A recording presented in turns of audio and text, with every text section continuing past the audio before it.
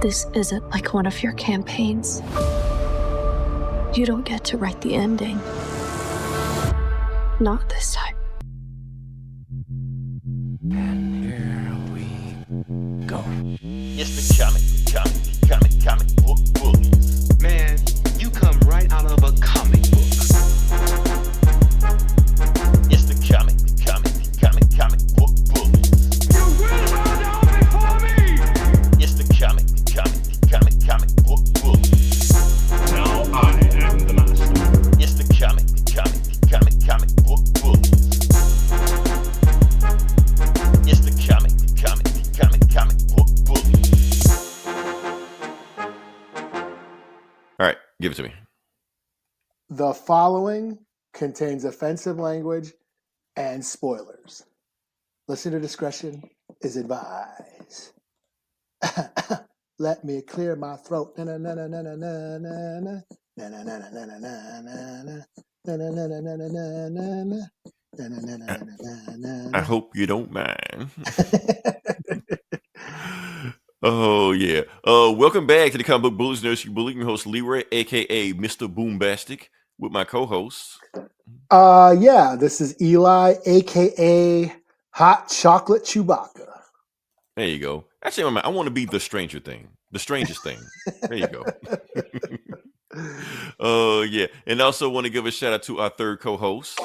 Bam, the AI. Nothing can be done without them. So yeah. All hail the Doombots. Yeah, give me that. Okay. So yeah. So we're back with the episode. And like I said, we had hopefully everybody had a good Thanksgiving. You know, enjoyed your family, stuff like that.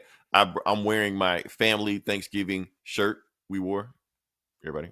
There you go. I just showed up at the last minute. My aunt just handed it to me like, you can't step into the house and get any food until you wear the shirt. Put this on. Basically, yeah. Yeah. So can we talk about some Black Friday deals? Anybody doing any Black Friday deals? You doing any Black Friday deals? Eli, did you punch anybody? I did not. Okay. No, it was snowing all weekend, so I didn't go anywhere. Oh, so you're waiting for Cyber Monday? Maybe. Okay, so I'm gonna talk about some Black Friday hauls that I did. Okay, so first thing I get. Well, honestly, I didn't really go anywhere and got anything. I just did some online shopping because that's what everybody does. Anything, but I got HBO Max $36 for the next year. Oh, there you go. Yeah, there you go. So can't beat that. I'm gonna give everybody a little hack I learned on Black Friday, like a couple years ago on Black Friday and holiday season in general. So what you do, all these streaming services give you like these crazy deals. Like Stars is doing $12 a month. No, $12 for the entire year right now. Holiday, like I said, HBO Max doing $36. So what you do right before the time, because they only do it for new subscribers. They only do it for new subscribers. What you do, cancel your subscription a month in. So if you like in October, get rid of it. You're done. And then when time is now, technically when it's over with, you're a new subscriber. So they'll let you sign up. Some of this stuff will let you sign up. Not everybody. Some of them, Eli, like Apple Music or Apple TV, I've done it too many times. They're like, no more free passes for you. So can't do that, but that's okay. So I got that one. Oh, also the other haul I did. Also bought this online. Superman on Blu-ray. Oh, there you go. I ordered it for $12.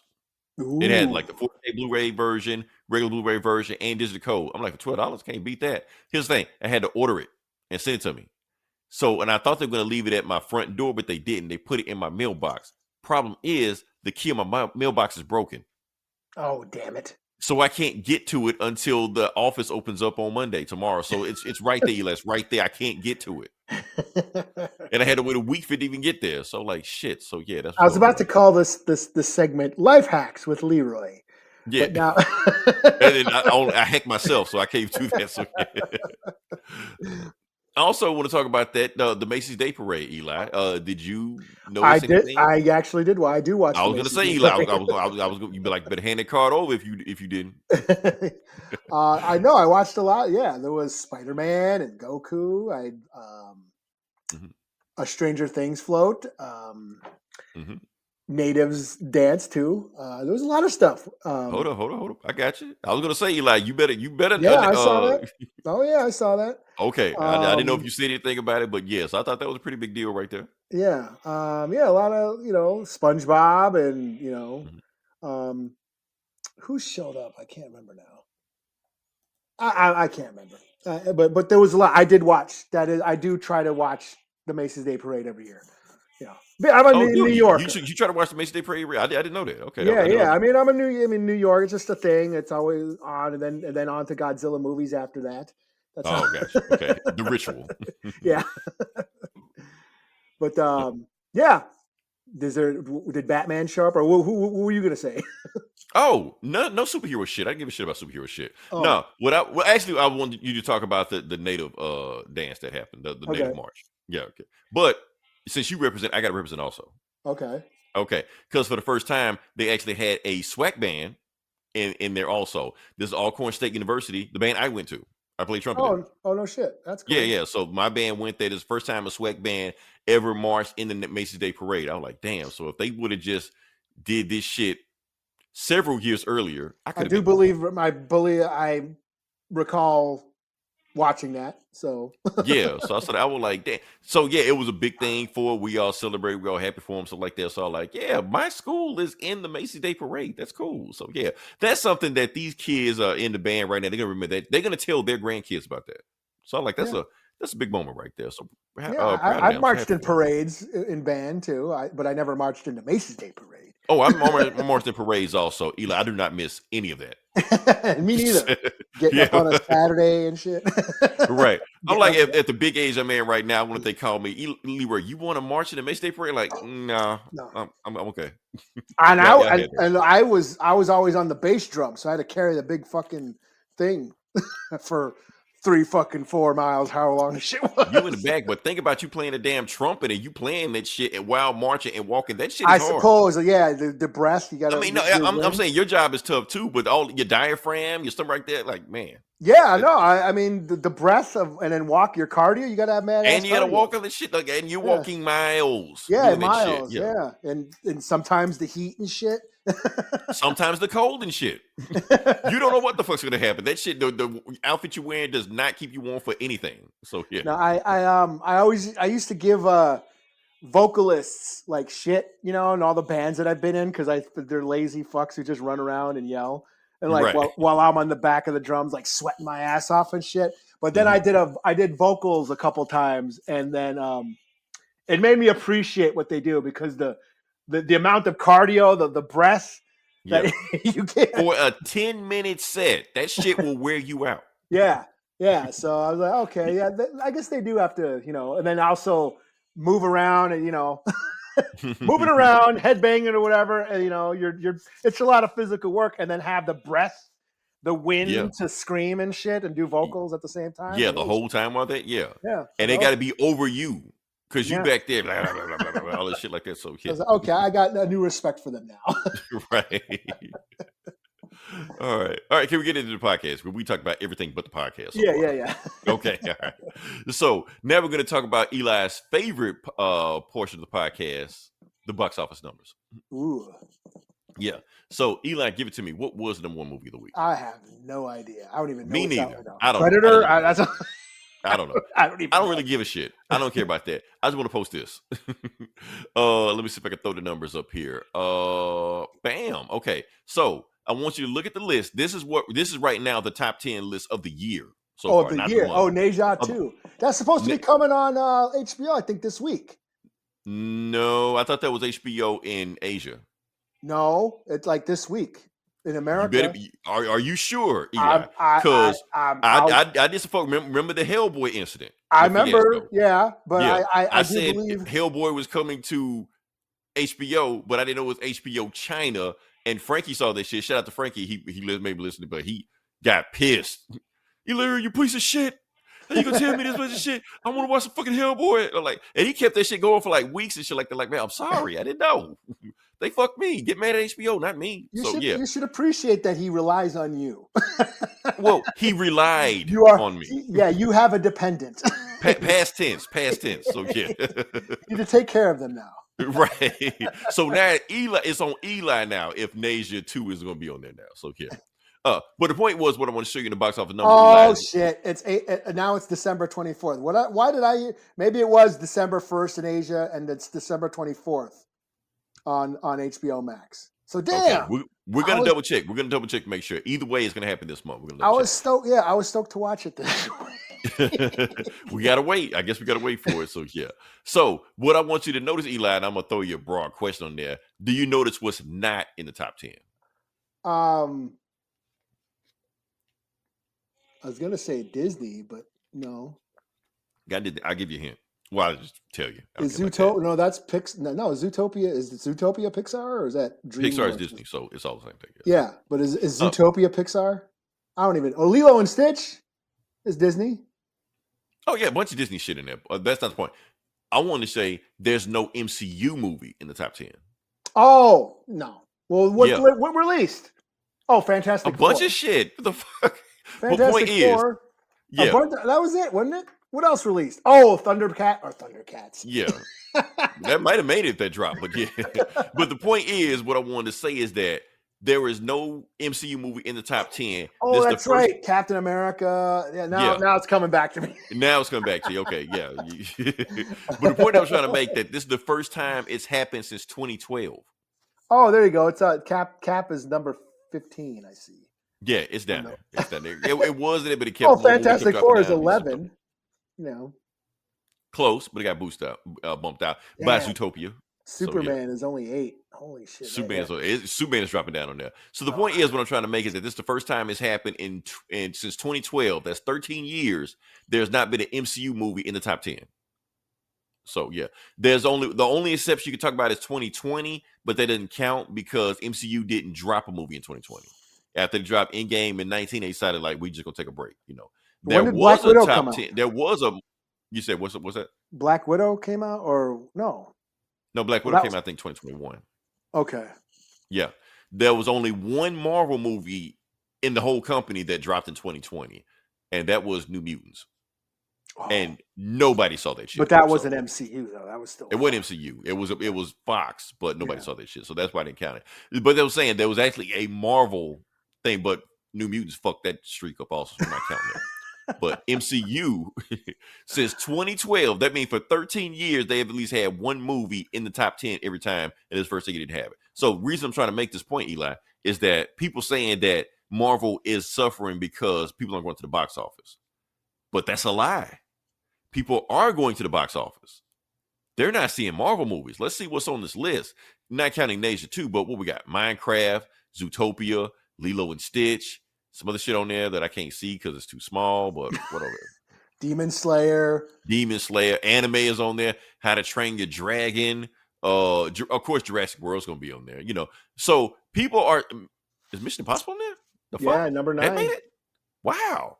Yeah, Wow. there you go. Tom Cruise still. And that movie flopped. 598 million. That's And that movie killed the franchise. It still did better than any Marvel movie. So yeah, so that's what I'm saying. So we can't say that people aren't going to the movies. People are going to the movies. They're just not going to the movies to see Marvel movies. Yeah. So it's like it's a shift in the culture, Eli. That's what I'm saying. Mm-hmm. Yeah, I mean that's definitely something like we're going to see anime, not Marvel. Well, I So- definitely feel like I like late. I felt like, especially this past year, Mhm. I felt like all like the big stuff that I was really excited about. A lot of Mhm. it just turned out to be, you know. And the Mhm. movies that I did end up liking were like smaller dramas and shit. You know what I mean? Right. You know? Everything else, like even horror, like a lot of the horror flicks were just like, Yeah. you know, disappointing and yeah. But the thing is, Eli, you've actually been saying that for years. You've been saying it for a while now. This is like this shit is this is that. But even I'm saying now the Marvel movies came out this year, they're always like, like they all right. Like just like you were having trouble remembering this shit, I was having trouble remembering this shit. I So- forgot Cap. Yeah, and only I was, because I wrote it down. and you I know. was excited for the new Cap movie. And that I don't know why you was excited, but because I like the Captain America movie. Like Winter Soldier might be one of my favorite, if not my favorite MCU flick. So you was expecting this to be Winter Soldier? I was expecting something good, Yeah. I like that. something better than what it was. Is what I was Okay. expecting. You know? That's the thing. Like, but here's the thing: I didn't hate any other movies. I didn't hate Captain America. I know a lot of people did, but I didn't hate. I didn't hate Thunderbolts. Didn't hate Fantastic Four. But none of them was just like that's that movie. It's just but like it was a movie that kind of went in my ear and went out the other ear. So, like I said, you've been saying this shit for years, Eli, about this shit. But when I'm saying the same shit and agreeing with you, that's a problem. Yeah, Good. I didn't see Thunderbolts. I finally saw the new Fantastic Four, and I thought that was just fine. Yeah. Like, and then everybody had to know, when Marvel finally gets Fantastic Four, this is gonna be the movie. This finally we were waiting for them to get it. And then when they got it, it was like, it's, all right. it's the best Fantastic Four movie so far, and that's not saying much, but I don't think so, Eli. you know, I don't think so. I think it's on par with the other ones. Oh, well. I mean, I think there were strengths. It's things it did better, but I think there's also things it did worse. We'll talk about it. I actually another time. enjoyed this one. I haven't enjoyed a Fantastic Four movie yet until this one. So by that, what I'm saying, like I said, it's certain. Yeah, that's what I'm saying. And I didn't think the other ones is bad, but like I said, everybody got their preference with it like that. But the point is, it was all right. It wasn't bad. All right. It was all right. Yeah. But, it was fine. But Perfectly that being fine. said, yeah, that being said, even though we know there's a shift in the culture, doesn't mean Marvel is done. I don't think Marvel is done, because here's the reason I say that. Now, Doomsday trailer, Marvel made an announcement of Doomsday, back in June or some shit like that? Doomsday? Yeah, the Marvel Doomsday, the Avengers Doomsday thing. Okay, the movie, not like Robert Downey Jr. as, because that was like a year ago, like over a year ago. I'm talking about when Marvel made an official announcement, like casting announcement or whatever bullshit like that. Like that was in June. Like the last thing they announced officially was in June, or maybe sometime like that. Yeah. So up until then, every single day, there's been fake news articles and AI and all kind of bullshit about that movie every single day about something. And it gets traffic. So obviously there's still traffic for Marvel if they keep doing that shit. And there's even rumor, but you can't believe rumors because there's always bullshit going on. They're saying rumor that there will be a Avengers Doomsday trailer this month. Super Bowl? No, this month. The Super Bowl's not this month. Yeah. Oh, okay. Yeah. Well. Yeah, because Avatar comes out this month. Oh, there you go. Does it? Yeah. Does there another Avatar? Fuck. There will always be another Avatar. Oh man, see how much Avatar would outlive us. How much I don't give a shit.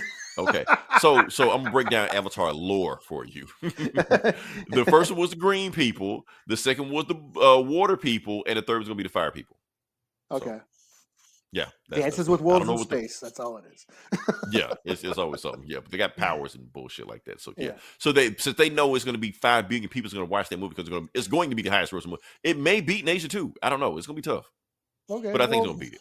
There you go. Yeah, but since they know everybody and their mama's going to watch this movie, you know what? I take that back. I don't know anybody that's seen these Avatar movies. Well, I saw the first one. Always do. But here's the thing, Eli. I don't know anybody that's seen them other than you. But they always do like $3 billion. Who the fuck is watching them? Well, you know, because they're all in 3D, so they charge like $50 a fucking ticket. So I guess, but it don't make any sense. Like I don't like you think like with Endgame, we know everybody's seen Endgame. I mean, of course, there's some people that haven't seen it, but it was like a cultural moment. You can say something about Endgame, people saw it. You can say something about Spider-Man: No Way Home, people saw it because it did like all its money. But Avatar, you can't say a line from Avatar and people can quote it, or people like, oh, I know where that came from. Like, no. Nobody's seen it, but everybody's seen it. Yeah. It's conspiracy, Eli. It's conspiracy. I'm just saying. We need to pay attention to what's going on. Yeah, that's all I gotta say. So hopefully Marvel, this Avengers Doomsday trailer will knock it out the park and people shut the fuck up about it, you know. Cause I don't know, they need to win. Like I said, they pretty much canceled all their movies. Did they make a movie? Yeah, they made 4 movies this year. But I was gonna think they didn't do anything. But anyway. Who, Marvel? Yeah. Made 4? Okay. 3. Sorry. Did they make 4? Cap, Thunderbolts. Oh, you know what? I keep thinking Marvel Zombies is a movie. It's not, but yeah, okay. It's not, no. It's not, okay. The Disney Plus shows, that's a whole nother thing. But yeah, we'll get to that. All right. So, Eli, now I'm going to throw it to you. Oh shit. Because you said you didn't see a thing. I didn't. But who gives a shit? Here's the thing. Here's the rules of the internet. You don't have to see anything to talk about shit. You can talk about whatever the fuck you want to talk about. It don't matter. Yeah. So Eli's going to talk about Stranger Things. I honestly can't talk about Stranger Things because I don't think I've ever seen anything of it. Maybe you just said you could. So you can review it. Okay. Here's the thing. You can talk if you have an opinion about something. I have no opinion about this show. It's not a thing. It's because it's in the zeitgeist. I'm here talking about it. Other than that, I don't think about Stranger Things. It's not a thing. I think it's doesn't interest me. Sorry, I know it does for other people, but me, it's like whatever. So yeah, so I don't know. Eli's gonna talk about something, but whatever you want to talk about, it's there. So yeah. Okay. Well, yes. For those, I'm sure people. I'm sorry. I'm sorry. I built up hype for you, Eli. But Yeah, people are aware that the new Stranger Things seasons dropped the first part. And sorry, folks, I have not seen it. no. Okay. So I But don't it's have. something like you kind of explained why you didn't, because you said you've been watching shows and been disappointed and stuff like that. Yeah. So yeah, I understand, but yeah. It was a busy week. I know. I think it dropped Wednesday night. I was preparing for the for dinner. Thursday. I watched Godzilla movies and the Macy Day Parade. Also cooking, prepping, and stuff. You know what I mean? That shit. I just never got around to watching Stranger Things. I am a fan of the show. I watched the first 4 seasons. But I think I guess my excitement for this isn't as big as it used to be. And I think it might be because my kid is in college. That was me and my son's thing. Like, me and him would watch that show together. He was a big fan of the show, and I was just a fan of the nostalgia because I grew up in the 80s. I was the same age as the kids are in the show during that specific time. So like that, it was totally my childhood on screen. So I had a good time with it. And I was into the story as well. You know, it's a story about, you know, a town where scientists, a secret government lab has, you know, opened a portal to another dimension with monsters and shit. And they are experimenting on kids and giving them psychic telekinesis abilities. One escapes, named 11. And yeah, she befriends a group of kids who are a bunch of nerds and D&D, Dungeons and Dragons gamers and shit. And they basically fight these monsters that are now bleeding into the real world and stuff. And there's been 4 seasons. It's very X-Men, aliens, monsters, all that stuff. Fun show. I enjoy it. But I think for this season, for me, it's been so long. Like, it's been like over 3 years since the last season. I forgot what the fuck happened. You know, I think the last season was during COVID. So, and I remember having COVID. Mm-hmm. So for like the week that I was sick with COVID, I binge watched like the first 3 seasons. So I was all caught up. So then the new season dropped and I was all caught up. I was all fresh. I didn't do that this time. It's been another 3 years. I don't know. I can't remember. My excitement isn't as big for this season. Plus, it's been like 10 years. All those kids like old as fuck. Yeah, the kids were bringing their kids to the premiere. Yeah, yeah. They're and like I said, it was something my kid and I watched together. You know, my kid is off at college now. Right. You know, he hasn't watched it yet either. And he's busy with school. You know, finals are coming up. And we did mention maybe doing a watch party sometime. Maybe if it's not this chapter or this VOD, because they're releasing this new season in increments. The first, I think, 4 episodes are this week. Then I think a couple weeks we're going to see another 4. And then there's going to like a big finale episode around New Year's or something. So I think what they said is that they're releasing that in the theaters. Oh, okay. So yeah. I don't know what we like. Maybe we'll watch them all at once, like we usually did, or maybe we'll just, you know, who knows? Depending how busy we both are. We did talk about like, hey, let's have a watch party together, and because that's what it was, what we did together. So yeah, I'm sorry, y'all, for the bait and switch. I have not seen the new episodes yet, but judging by what I'm seeing through trailers and shit, I guess Max came out of her coma.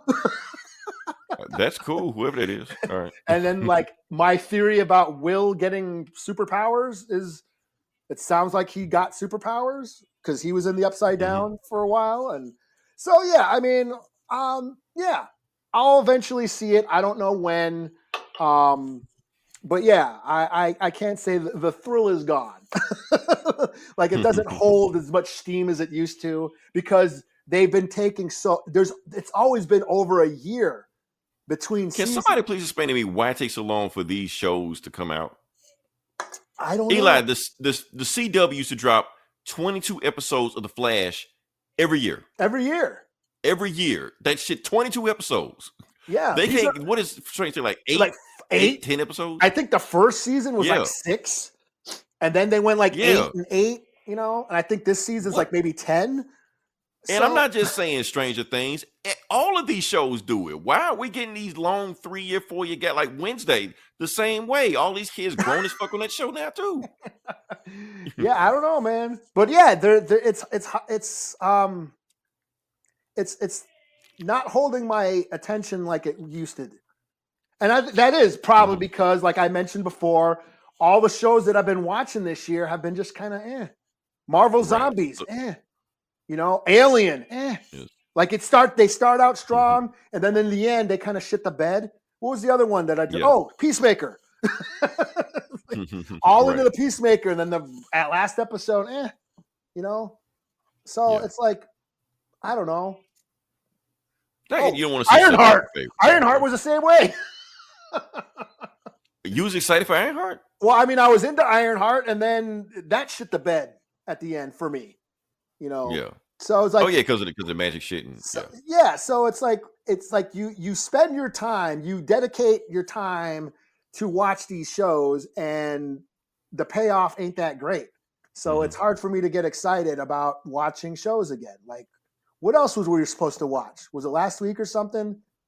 I was supposed to watch something. What we were talking about? We were talking about watching something, and we didn't, and I didn't. I don't know. A new show came on. I have no idea. I don't even remember what we talked about last week. But you were like, did you watch? Oh, the It Show. The dairy. Oh, the It Show. Yeah. Yeah, I was like, I know zero about. So, yeah, I was going to watch that, but then I never got around to that. Now I'm like, it's like, I don't even know how many episodes. But I was like, I don't feel like jumping into another. You missed the boat on that, Eli. Yeah, so, whatever. So, yeah. Like I said, I'll eventually check it out. I just don't know when, you know, and maybe I'll have a review then. Cool. Or not. Whatever. Or not. Yeah. So sorry, y'all, if you're all depending. Let's we think about the new episodes of Stranger Things. Yeah. At this point, we both missed the boat. So yeah. Yeah. So. Oh man. All right. Can we move to the next part of the podcast? So maybe out of 5. That's my review. There you go. All I gotta say, Eli, if you do watch it, temper your expectations. That's all. Yeah, pretty much. Yeah. So, or don't. Fuck it. Think it's the best thing in the world. So or 4. It's a 4 out of 5. Eli's review. Right. All right. Now we gotta talk about your boy next. Okay, my boy. Yeah.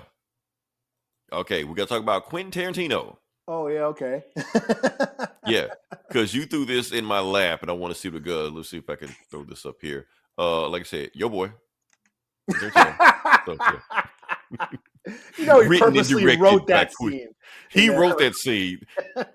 Oh. Okay, I'm gonna let you go. Like, you go ahead and start, but go ahead and talk about what we're gonna talk about as a guy. Okay, it has just been released or just reported that Quentin Tarantino went on a podcast and was basically bitching about the Hunger Games, saying that it's a ripoff, that the writer ripped it off from Battle Royale, which is a Japanese movie about a game, like a game show where, you know, kids have to fight to the death to win be the last survivor wins a great prize, which is essentially the concept of the Hunger Games. And so he was saying that the Hunger Games ripped off Battle Royale, and I'm like, yeah, I tend to agree because I've seen Battle Royale and I think it's a great flick. And when I heard about the Hunger Games, I was like, hey, that sounds like Battle Royale, you know. So I tend to agree, but I'm like, you know what? Battle Royale is kind of based on The Running Man, which is a Stephen King story. Right. So we're how far we want to go. But yeah. So how far we want to go? Then I'm thinking, where does Tarantino get off talking about ripping off fucking movies? That's exactly what I was about to say. He can't say that shit. That's all he does is rip off. He even admits he rips off movies. He don't have to. We see the shit. That's all the sort of shit. This fucking shit. When I watch Psycho, I'm like, holy fuck, he ripped that shit off on Psycho. That scene with he saw Morales. I can't remember again. Wallace, yeah. Yeah. And he was walking crazy. I was like, holy fuck, he ripped this shit off from Alfred Hitchcock. Yeah. And there's a whole compilation. I'm not gonna play it because I know we get flagged for, but there's a whole compilation of scenes that Quentin Taratino has completely just wholesale ripped off. Yes, The Hateful Eight is basically the thing. With cowboys. He even uses music from The Thing in The Hateful Eight. Right. Death Proof is just basically Vanishing Point, the movie Vanishing Point. Use it, and again, they reference it. They use the same car. Kill Bill is Lady Snowblood. And a bunch of other Kung Fu Hong Kong flicks mashed together, and of course, Reservoir Dogs, his very first movie, Reservoir Dogs, is basically City on Fire, a Hong Kong flick with Chow Yun-fat, Danny Lee from The Killer, and Ringo Lam directing. It's the same concept. Bank robber, or they rob a jewelry store. There's an undercover cop. Same fucking concept, and there's shots lifted right out of it. The Mexican standoff at the end, when dude runs and shoots the cops up in the cop car with the two double-fisted pistols. That's all right out of the City on Fire. So he straight up lifted scene for scenes and put it in Reservoir Dogs. So, and the plot is also The Killing. If you ever seen Stanley Kubrick's The Killing. Like, it's the same concept, robbers and shit, Right. So yeah, he's been doing that from the get-go. But because he remixes it or whatever, he gets a pass. He pays homage. So I just thought, that's rich. This motherfucker talking about even the opening scene of Jackie Brown. Oh yeah. Maybe I'm reaching. I think he stole this shit from Spike Lee. Well, Jackie Brown has like Foxy Brown, Coffee, like Black Godfather, like it's blaxploitation. There's a bunch of shots and music lifted from Pam Grier movies in Jackie Brown. So that's what I'm saying. That's rich coming from a guy that's all he does. I mean, yeah, he does it, he remixes it and does it his own thing, and he puts his own spins on it, and we kind of, you can tell he is a film nerd, and we kind of forgive him for that. But for him to bitch about, somebody else who does it, yeah, I'm like, shit. And I've been trying to say that for years. Go ahead.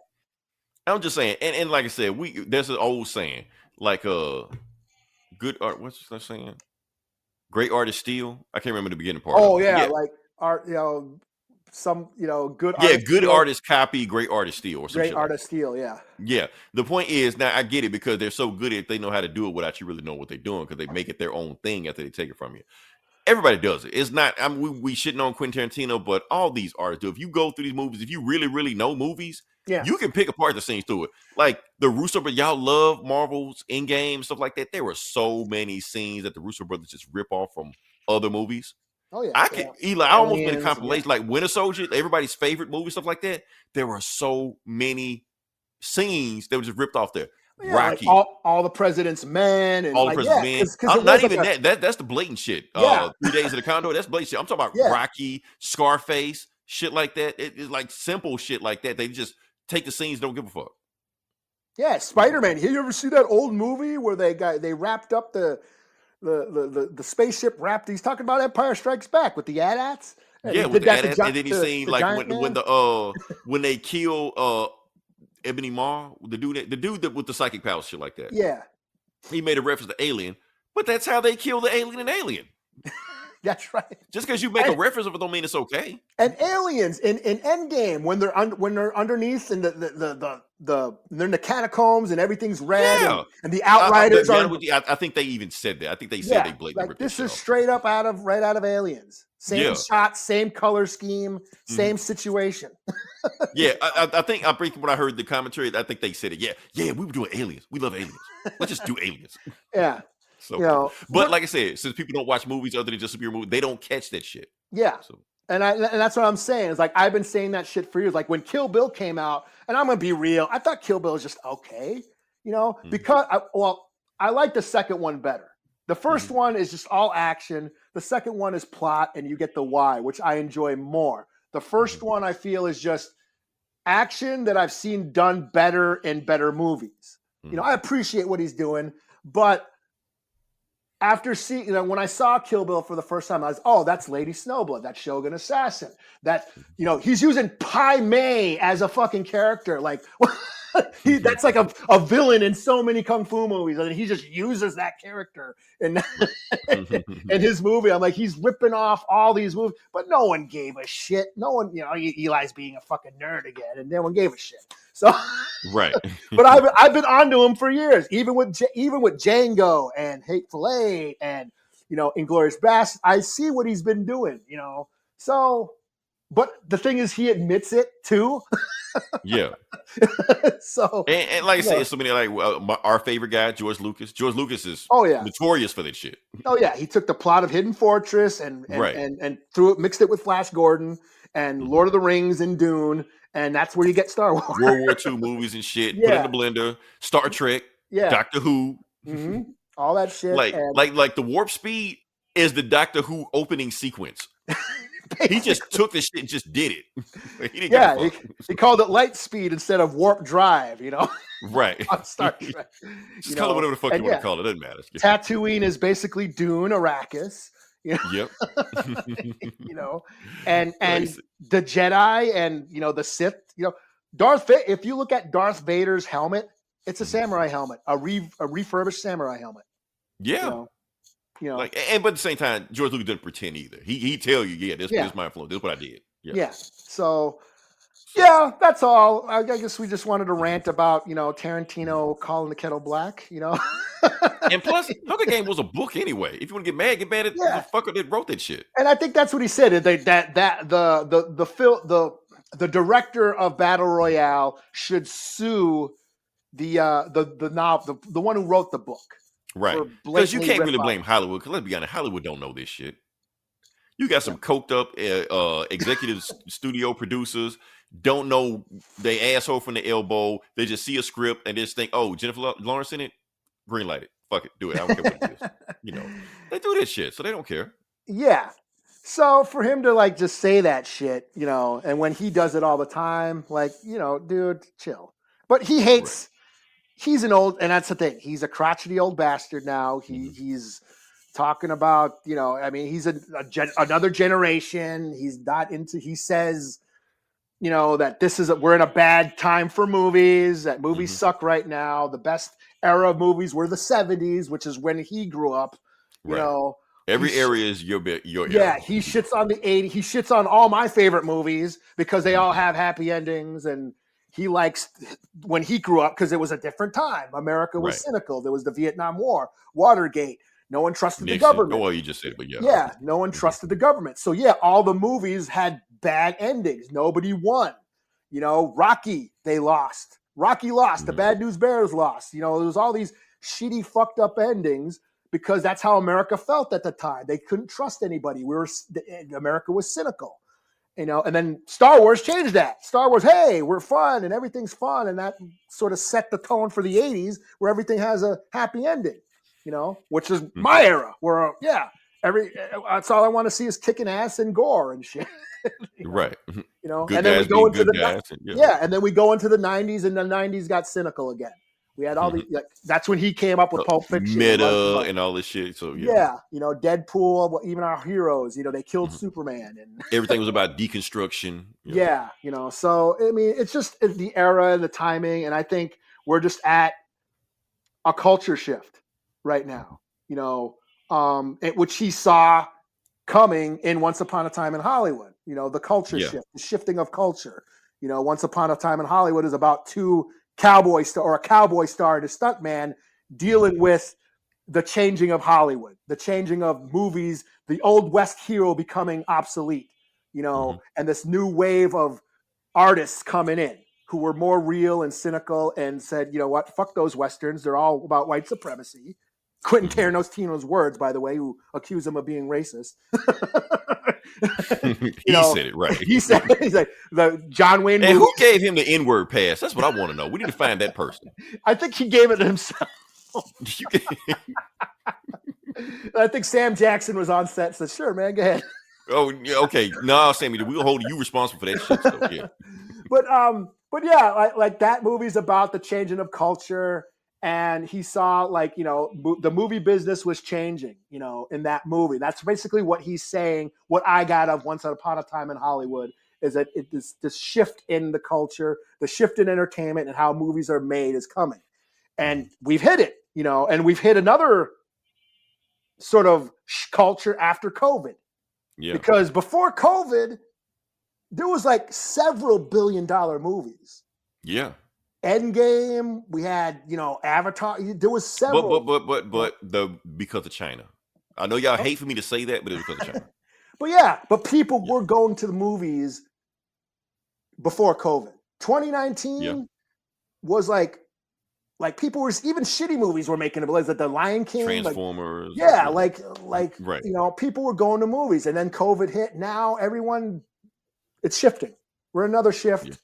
We don't know what's happening. Minecraft made $1 billion from people fucking up movie theaters. Right.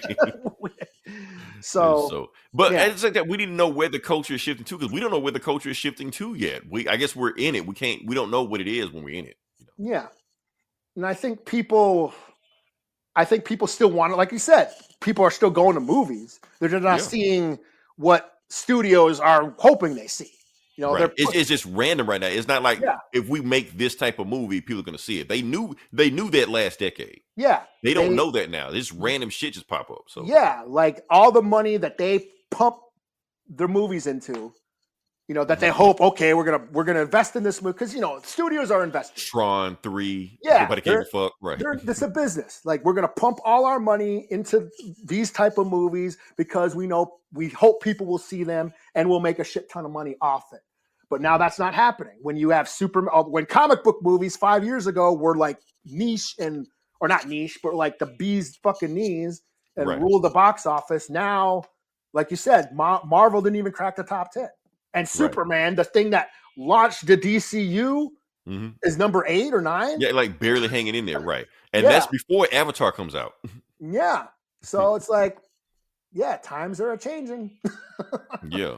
So we know Superman might not even make the top 10. We're gonna have to wait and see. Yeah, no shit. You know, so but back to Tarantino. He was bitching about Hunger Games. He doesn't like it, and whatever. He ain't gotta read it. Right. Or watch it. I was actually trying to find the actual podcast where he said it on, so I could like hear everything he said, you know, but I couldn't find it. Yeah, it's just an old man yelling at the cloud. Same old stuff. Like, how dare you hate on Katniss Everdeen? Yeah. Quentin Tarantino. But Battle Royale is awesome. For those who haven't seen it, you know. It's on Amazon, I think. It's a great movie. I own it somewhere. And it had a notoriety, like when it first released, because I think it came out like 2000, 2001. Yeah. And a lot of theaters, like a lot of America was afraid of it because of, you know, school shootings. Because of the situations we have in this country. So they kind of want to stay away from it. So it had this notoriety about it. And actually it was Netflix. Back when Netflix was, you had to mail, when they just sent you DVDs in the mail. Right. That's how I saw Battle Royale first time. Was I had to mail, because you couldn't find it anywhere. Like Blockbuster didn't have it. You know, so Netflix. You could find all the obscure shit on Netflix back in the day. You know, so on DVD. On DVD, yeah, right. Before 4K. What's a DVD? So crazy, man. They had to package in the streaming with the DVD service for free back then. Do you remember that episode of South Park with the Avengers where it was Halloween night and they all dressed up as the Avengers? It was like right after the movie came out. Like Cartman was the I don't think I've seen Hulk, those. and yeah, Cartman was the Hulk and shit. But Randy, the dad, bought a Blockbuster, Mhm. and like no one knew what DVD. That was like in 2012, and that Right. was when they were saying, "What's a DVD?" Like, Oh so man, how yeah. fast things move. Yeah. And then like a couple years later, Blockbuster, there was no more Blockbusters. It was like Right. one left on Earth in Oregon or whatever. There's a It may documentary. have been closed down by then, I think. But But there's a documentary on Netflix about the last Blockbuster on Earth.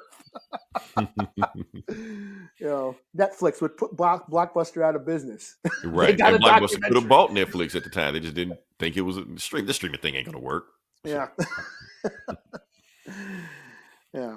All right. So that's All all right. I got. Yeah. Did you want to bitch about feet or something? I did. I already did. I'm good Okay. on that. Yeah. Okay. I thought you had a PowerPoint presentation on Tarantino and his feet or something.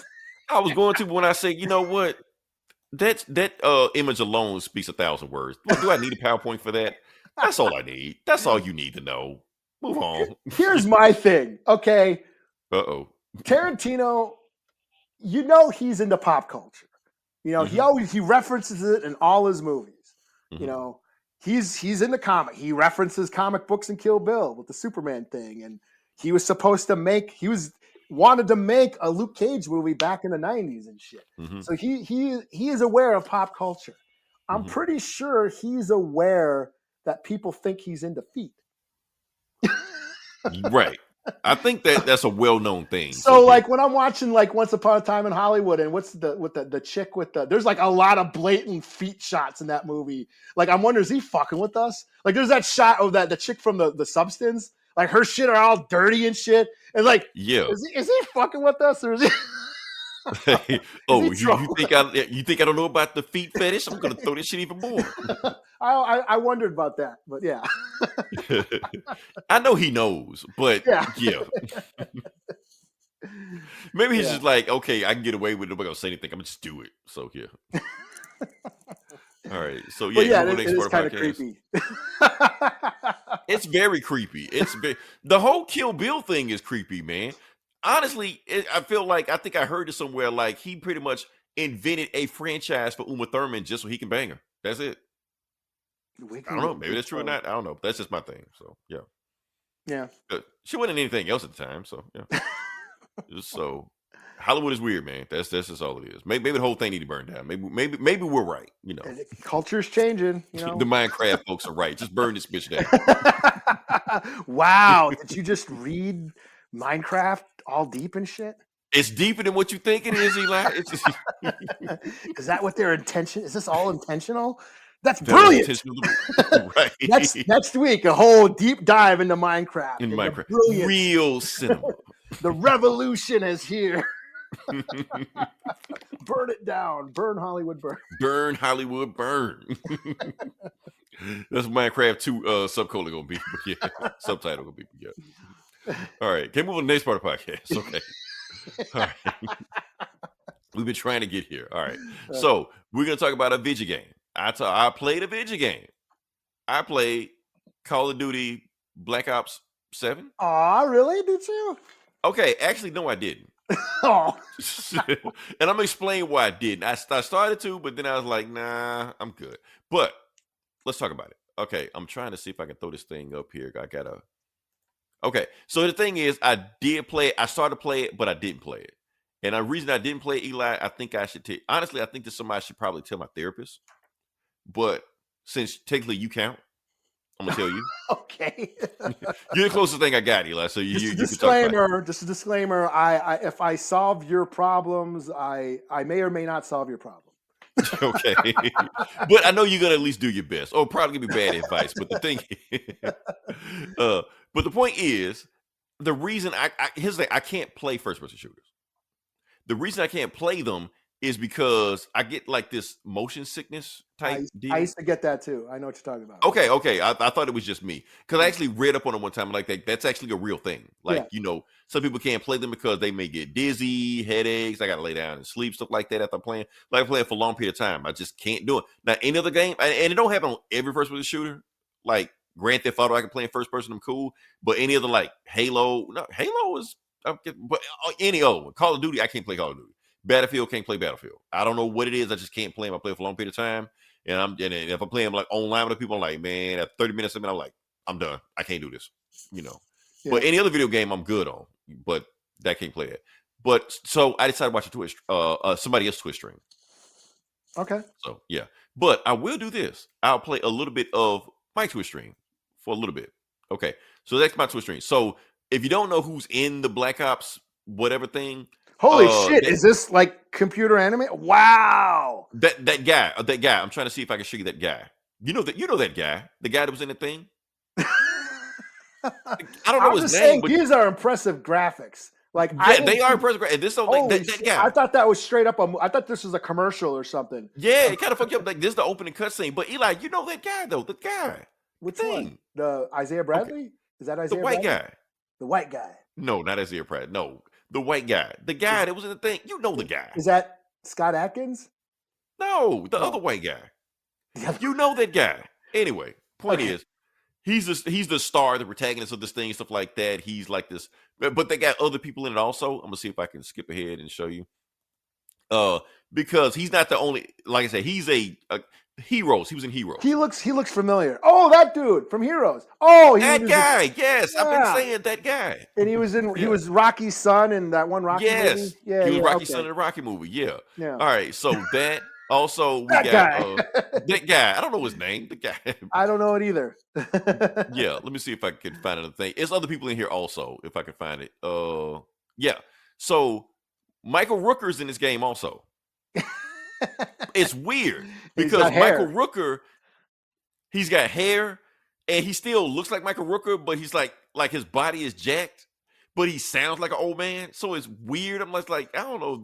So I don't know. It's weird how they did Michael Rooker, but that's not the weird thing about this game. This is a weird ass game because I don't know how people enjoy Call of Duty Black Ops like this or how the game is supposed to be.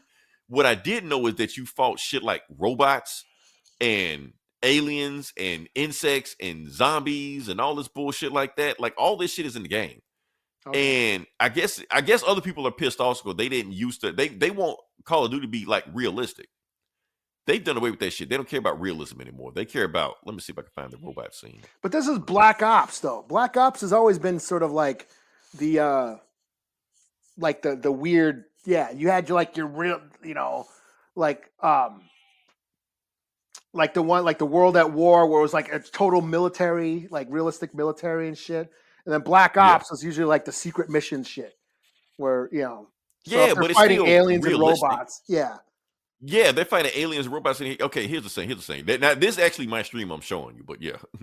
But let me see if I can get that out of here. Okay, yeah. So robots, Terminators show up out of nowhere, just start fighting and stuff like that. Like I said, you got insects and shit like that. So the whole game is like, on Arkham Asylum when Scarecrow hit you with that fear bomb and shit, and you got to like go through the whole level. That's technically this whole game. You're like half of it is like dream sequence and half of it is like realistic, but you don't know what's what, like Total Recall. So sometimes when you fighting a zombie, it's not real, or you fighting giant alien bugs and shit. But the robots are real. So what kind of gun is that? Is that like a 12 gauge, like automatic? I think I picked up a shotgun. So yeah. And I think I had an EMP grenade or some shit like that. So yeah, I was putting in work on that right there. But I think this where because I got stuck on the level and I just stopped playing. So I was like, fuck it, But that one I want to show you. What I want to show you is, that's what I want to show you. That thing at first. Where is it? It looks like they're mixing like Doom and Halo and you can super jump in this game like Halo. Yeah. You can't do that shit. And then I was saying, like, you got Michael Rooker is a boss fight in the game. Oh, look at he's giant man. He's a giant kaiju halfway in the game. Where you fight him. I'm like, okay, am I playing Call of Duty? What the fuck is this? So I didn't play it. I didn't know what the fuck was going on. Also, you can't pause the single player game. Oh, really? You're online at all times. So yeah. So I'm like, what? So I can't just pause the game like they said. So yeah, you just stuck doing that bullshit. So it's a weird ass campaign for me. Weird as fuck. I thought maybe other people like this shit, but other people hate it also. So yeah. But I feel you. I mean, I'm not a big shooter gamer either. I mean, I thought Left 4 Dead was a lot of fun. My favorite has probably still been Gears of War.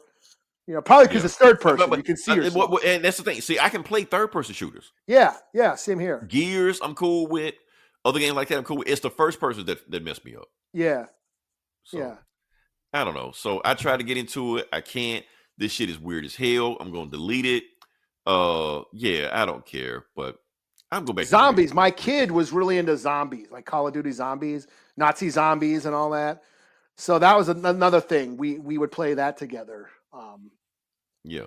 You know, and Left 4 Dead. And the zombies show up in the single player game. Somehow they work them in the story. So yeah, he was deep into Call of Duty zombies and shit.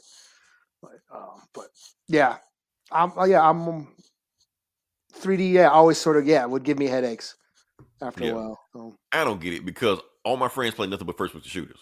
So when they ask me to play, like, man, why don't you play? Like, I don't play that shit. Oh, you don't like video games? Like, all I do is fucking play video games, but I can't play that shit. Yeah, like that Aliens, the Colonial Marines. Like my brother downloaded, he's all stoked, and he was deep into that. And I'm trying to play that, and between the 3D or the third person or the first person shooting gameplay, and then the muzzle flash at the end, that constant strobe, that was like it was just fucking with my eyes. Like I can't take this shit. It's like but squinting, it's giving me a headache, I don't know, making me tired, and fuck that. Like, I don't see how people can play that shit for hours on the end. I can't do it. Yeah. So, I don't know. That's all I got. All right. So, I guess we can talk about the next thing. Slap a score. Ugh. I don't know if I can because I care less about Call of Duty than Stranger Things, to be honest with you. But, yeah, I'll just say a 2 out of 5. Like, honestly, it would took a lot of me to get through the Twitch stream. I don't even want to watch this shit because there's so much weird shit going on. So there was no way I would play this shit. So the end of the game, they fight like giant robots, like Metal Gear and shit. I'm just like, this game is too fucking weird for me, man.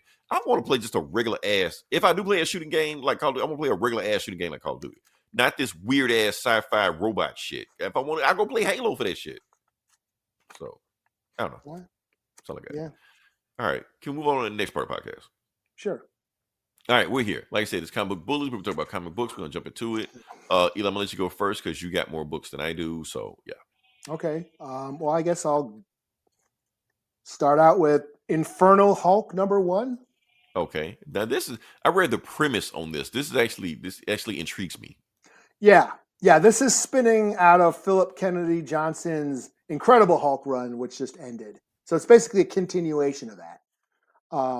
Where it's like the Age of Monsters, the eldest, like this demon monster thing, was trying to release the Mother of Horrors, this demon monster that could only be released by a gamma being, like a gamma monster. So basically throughout that series, she was after the Hulk to get the Hulk's body. What she can do is basically eat somebody and take over their flesh and wear their flesh. And she was trying to get the Hulk and so she could release the Mother of Horrors. And she did. She basically, has magic and shit and ripped Banner out of, the Hulk's body and then ate the Hulk's flesh and became the Hulk and opened the doorway to release the Mother of Horrors. The thing is, the Mother of Horrors was dead, long dead, So what does she do? She ends up eating the Mother of Horrors' body and gains her powers, and that's basically how that Incredible Hulk ends. That run ends is the Mother of Horror, the eldest has eaten the flesh of the Mother of Horrors, gained her powers, and is also wearing the body of the Hulk. So you have a Hulk with magical powers, basically, with magical demon powers. Oh damn. Yeah. What about Banner? Oh, well, I didn't go. Banner. She just left Banner for dead. So he was just like, she just literally ripped Banner out of the Hulk's body. Like did some magic. She's got like magical powers and shit. Ripped Banner out of the Hulk threw him somewhere. We don't know where he is, and she basically took the Hulk's body and is wearing the Hulk's body. And now she has the abilities of the Mother of Horrors, who has all these like demon spells, magic shit, dark magic and shit. Mm-hmm. So we go to Kentucky. There's a town that's kind of being attacked by the Infernal Hulk. Mm-hmm. There's an army invasions. Or the army is like helping out with the evacuation of the town. They got tanks and choppers, and they got the town surrounded, helping people get out of town. Bridger, the soldier, and I guess he appeared in another story, like a short comic side plot where he was in a war and shit, and he fought monsters in that war. So he's like a recurring character. This guy in the red here, he's like a war hero, a soldier. The Hulk shows up, and the army surrounds them, or her, and they're like, okay, Banner, you need to stand down. And the Hulk's like, I'm not Banner. Banner's not here.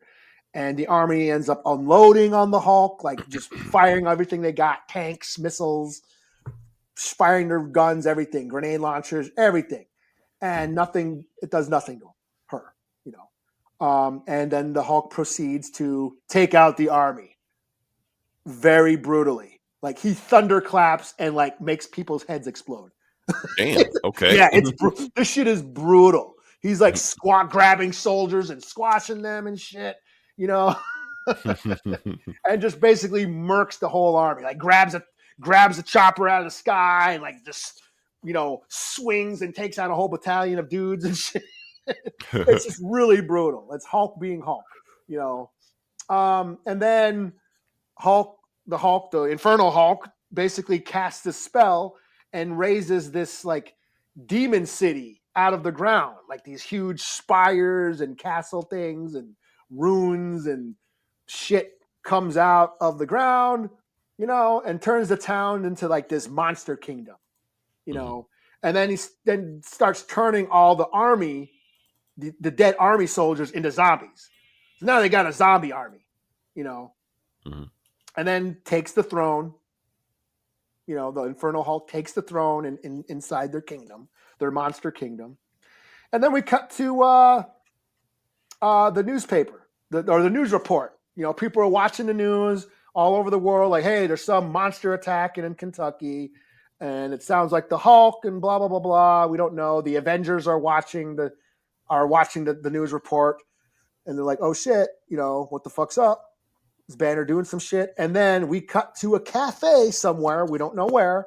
Just some diner, restaurant, and the TV is playing the same news report. Monster attack Kentucky.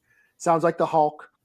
And then it shows somebody, a guy with glasses on that kind of looks like Banner.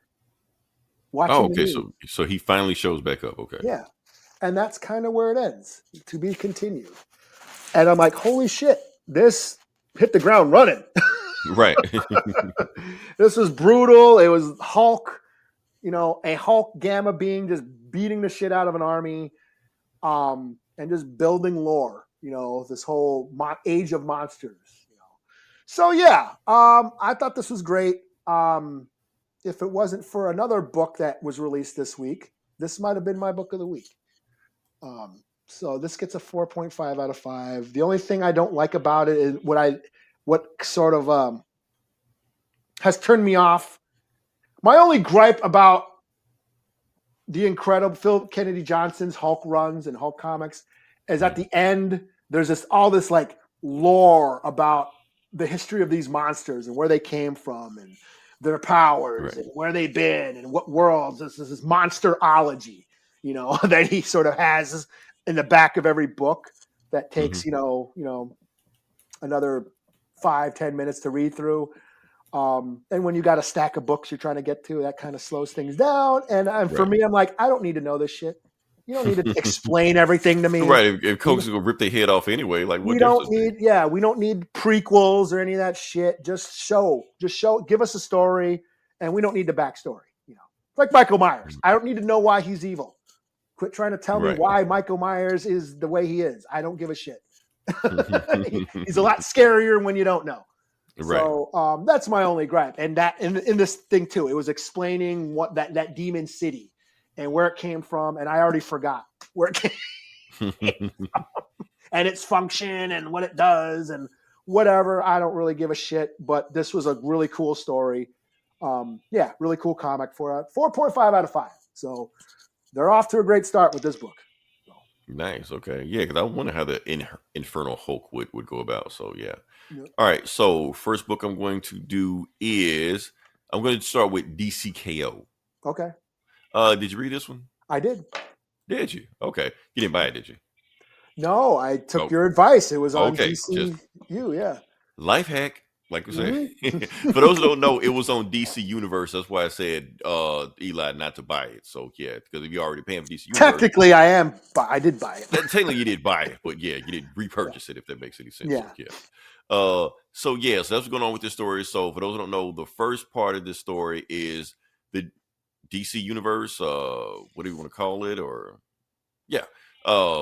They're in a Shonen Jump tournament. That's what's going on right now. And they trying to become the next Dark Side, but Dark Side is already the next Dark Side, so we got to go from that one. So, excuse me. Let's just start from there and just see what we got. So, let me see if I can start this thing up. Hey, cool. All right. So the book starts off with the Heart of Apocalypse is narrating the story, and it is already basically saying that the story it invented its own dimension and sent everybody to their own dimension. And basically telling the dimension they sent there is the land of it's a graveyard of the gods that Darkseid slain. And that's where you got all the superheroes all the ones that made it to the next round of tournament, they're there. They reappear in that tournament. So yeah. And he basically tells them the rules. So the rules are there are 16 weapons on the battlefield. And there's 32 of you. So you have to get all of these 16 weapons, and the 16 people that get it go to the next round. The 16 people that don't get it, die. That's it. I'm going to give you a rundown of the weapons. See, there's Scarlet Scarab, Warlock, Adam's Belt, Mother Box, blah, blah, blah. Monier is here. Bane's Venom. Just a bunch of MacGuffins. Yeah, but it's shit that's been here. Speed Force, the other power rings, the Genie Pen, Claws of Horror. So, yeah, Soul Taker from Katana, I think. No, that's for true. Even though she has Last for true. But and a mystery item. What is the mystery item? We don't know yet. Yeah. So basically saying, and the Heart of Darkness said, okay, so not Heart of Apocalypse. Yeah. He's like, wait, what are y'all waiting for? Start. And they go, and basically they go. So Luther has already scanned the entire battlefield. So he knows where everything is at right now. So he's going for the most powerful shit right now. Superman ignores all this shit. Just goes just as Luther. Yeah. You meant Lex. Why? Because you said Luther, which is technically true, but I pictured Idris Elba. You watched that show? Not really, but I know. Which said Luther. Oh wait, I know Lex Luthor. Okay, yeah. Sorry. It's a good show though. Yeah. Yeah. So Superman just goes at the Lex Luthor, but he slows down just enough to heat vision all the other supervillains also, because he just want to make sure the supervillains doing this shit. So Superman isn't trying to win; he just makes sure the villains don't win. So after he gets Lex, throws his ass through there, like, let's get the fuck out of here, like beats his ass and shit like that. Oh, and then you got Wonder Woman and Edgerton in a rap battle. Yeah. I'm not gonna get into it. Yeah, that's basically what happened with them. Oh man, we ain't gonna do the beatbox like we did. We not. It's too much story.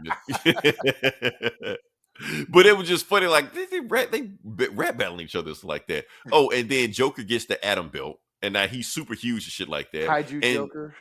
Yeah, and Giganto or Titania or whoever this that big chick. Yeah, she's like, Joker, we're on the same side. He's like, oh yeah, I forgot. And it bam stomps on her. Parental advisory and shit like that. And then the other two, I don't know who the fuck these people are. Joker eats them. So yeah. And then you got Plastic Man and Metamorpho. Don't give a fuck about them. Yeah. Starro and Jay Garrick just takes the gods and runs from that. Every time Guy Gardner tries to go for a weapon, he gets the shit kicked out of him. And Harley Quinn picks up the Speed Force. Now Harley Quinn got super speed. So yeah. And then you got Superman super punching Lex Luthor, whooping his ass. But for some reason he forgets that Lex Luthor got every flavor of kryptonite you could possibly think of, and he unleashed this shit on. He got yellow, Taste green, blue, pink. Yeah. Speaking of rainbow, the pink kryptonite turns Superman gay. Really? I don't know if y'all know that. That's I actually did not know lore. that. I It's did not know lore. It was a joke that a writer wrote, but it's canon now, so it doesn't matter. that. And How Lex can he? Luthor has Can he that. use it? Can Gay be a superpower? I'm trying to see what he could do. I don't know, but if Lex Luthor use it on him, I don't even want to know the repercussions of that. So yeah. So basically, he tells Superman, "I don't want to kill you, Superman. I want you to listen They to me should for write a once." story where they could do something, where he could do something with that power, with that ability. Like, the Hey, all I ability. know is that he goes public domain in 10 years. So y'all have at it. So yeah, so basically what Lex Luthor is saying that Superman, you locked me in the Phantom Zone. I had an epiphany. I want to share the epiphany with you. Because the thing is, I don't hate you because you do too much and you hinder the progress of humankind because of the fact of your very existence. It stops us from growing because we depend on you too much. No, I hate you because you do too little. Because and I brought the piece of the Phantom Zone with me, and bam, chops off Superman's hand. You're like, now you're gonna listen to what I have to say because basically what Lex Luthor's saying, like, yeah, the Heart of Apocalypse showed me everything I need to know. Yes, it showed me the usual shit, world domination, my name on every statue in here, become the president of the world. Yeah, the usual shit. But what did you wish for, Superman, with the Heart of Apocalypse? Did you wish for the cure for cancer? Did you wish for abolishing every corrupt government? Did you wish for a technological society, which you could do? What you could give us Krypton technology, but you don't do it. No. What did you wish for, Superman? I already know what you wish for. You just wish for everything to go back the way it was already. Even though the world's already fucked up. You just want to just keep the status quo. You know, the same shit that Dr. Doom was doing. I was about to say, he basically saying with the Dr. Doom speech in One World. Which they've always had. Yeah. Lex Luthor and Doom always had the same ideology and shit like Yeah. that. So yeah. And he shoots Superman with kryptonite, but just enough to not kill him instantly. But he wants Superman paralyzed so he can just do some other fucked up shit to him. So yeah. Yeah. And yeah, every time Guy Gardner gets it, he can't get shit. So Cyborg gets the mother box, yeah, Swamp Thing. And Edric can still rap battling folks. Yeah. Y'all are a bunch of bastages. Yeah. You bastard. And somebody rhymes with that shit. I can't remember what, yeah, whatever. And Lobo gets Venom. You would think Venom can't do anything to Lobo, but it venomizes him and boosts him up. But whatever. Doesn't matter. Oh, so he rips Starro in half. And Starro like, you dumbass. I'm a starfish. We replicate. That's what we do. You bastard. So now it's a whole bunch of starfish, Starro, and they're all on the battlefield. And what Starro does, take all the superheroes that he mind control and tell them to go get the weapons for him. So Starro's about the Starro League attack. So they're about to win this shit. Yeah. And then, yeah, so Lex Luthor actually, and Wonder Woman picks up Mjolnir. So she's worthy. So yeah, and she like electrocutes all the Starros. So Starro's at the fight. So yeah, but then we got Guy Gardner also going for the Scarab. He can't get it. Red Hood gets it. So he's shooting at Joker, and then Harley Quinn got super speed. That's cool. I like. So he's got Blue Beetle powers now. Yeah, now, Red Hood with Blue Beetle shit. Yeah, with Blue Beetle shit. Yeah. So it says Joker know they're coming for him. He decides to shrink down. So they can't find him, and he jumps into Big Barda's brain. And he's about to like expand and shit, but I guess before he expands, other crazy shit happens on the battlefield. Who gets the genie? Oh, this is cool. Vixen gets the genie from what's the dude? Johnny Thunderbolt? I think it's his name. I can't remember his name. Anyway, that's some deep shit. It's some deep JSA 1940s shit, but whatever. So King Shark shows up. She was like, stand down, Vixen. I'm top of the food chain. I'm a great white shark. Whatever animal you turn into can't beat me. You're like, well, no animal living, no. But I can turn into a dinosaur, bitch. So he turns into a Tyrannosaurus Rex, and they fight, and then she kicks his ass. So yeah. Yeah, so she's down. Oh, and then Zatanna backward rap battles Etrigan. So she like rapping backwards. So whatever. So yeah. Doesn't matter. Some weird shit. But anyway, Star Sapphire gets all the power rings except one power ring. The one power ring she got was the one, but Lex Luthor says it doesn't matter. I got the most powerful one I wanted anyway. I got the black ring. She's like, well, the black ring ain't gonna do you no good because there's no dead people here. They're like, oh no, that's what you think. So then he resurrects the dead gods that Darkseid killed. This was cool. I thought this was cool. He wrecks it there and uses and then starts beating and starts killing all of the Justice League. all Superman's friends, all Superman's family. He starts killing them while staring at Superman the whole time. Like, I want you to watch this shit, bitch, while I fuck you up. You know, he purposely doesn't kill Superman, you know. And Superman's like pissed. And that's when we get this flashback on past by this shit. But the point is, the whole thing was about this board game they were doing. No, it wasn't them chilling and relaxing to know each other. Batman was actually trying to teach Superman a war game. He was actually teach him strategy. You're like, you're going to get to a point where you can't rely on Superman. So when you get to that point where you can't rely on Superman, Clark, what you going to do? You know. And he was like, man, this game ain't fun no more. They're like, yeah, it ain't a fucking game. This shit is real. You need to learn this shit. Can't stop relying on your powers. So, and that's when Superman realized there's some shit going on, and then something has started to take him over, and he decides to take out the kryptonite. Yeah. So now Clark ends Superman. There is no more Superman. Or no more Clark Kent, whatever you want to call it. And then he was like, so what you gonna do now, Superman? He was like, I am Superman. Superman is. So the 16th thing that was on the weapon that was on the battlefield was the Omega Sanction. The shit Darkseid's got to be Darkseid. So basically, Superman has the powers of Darkseid. See his Omega beams coming out of his eyes. Yeah, Omega beams, shit like that. Superman is. So he used the Omega beams to kill the gods again. They're all dead. So yeah. And Luthor's just like, no, I had you beat. And now Superman is about to kill Lex Luthor. He's like, I'm sick of your shit, man. I'm done. But before they can do that, Guy Gardner finally gets the last piece of the MacGuffins and shit like that. And then when he gets it, the battle's over. So they all get teleported out. The ones that got the shit get teleported out. The ones that don't got the shit, like Vixen, out of there. Oh, no. Vixen moves. She went on. I think King Shark died. So, yeah. And Joker moves to the next round. Lex Luthor, like, you saved by the bell. So now they go to the next round.